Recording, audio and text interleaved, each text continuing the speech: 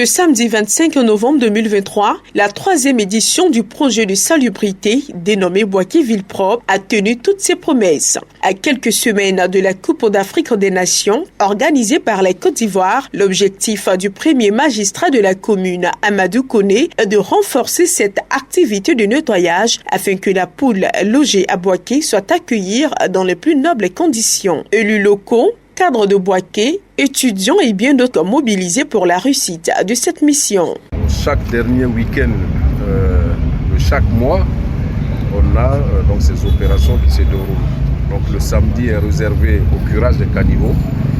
Je note que beaucoup de choses sont faites. Il reste beaucoup encore à faire. Je voudrais en tout cas me réjouir de cette grande adhésion des populations ici à Bouaké.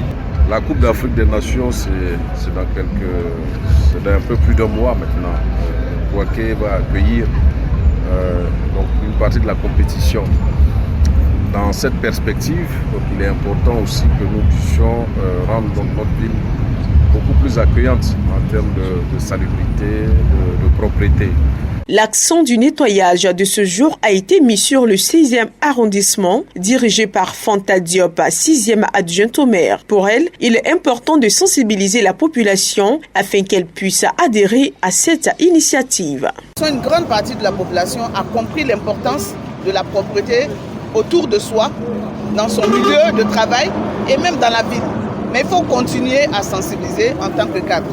Maintenant, en tant que maire adjoint responsable de l'arrondissement de Koko, où nous nous trouvons, c'est une lourde responsabilité de faire en sorte que vraiment notre arrondissement soit un arrondissement propre. D'autant plus que nous sommes vers le stade, nous sommes en face du stade et le stade fait partie de notre arrondissement. Et il y a une poule qui va venir jouer ici avec 4 pays et des amis du football qui vont venir dans notre localité.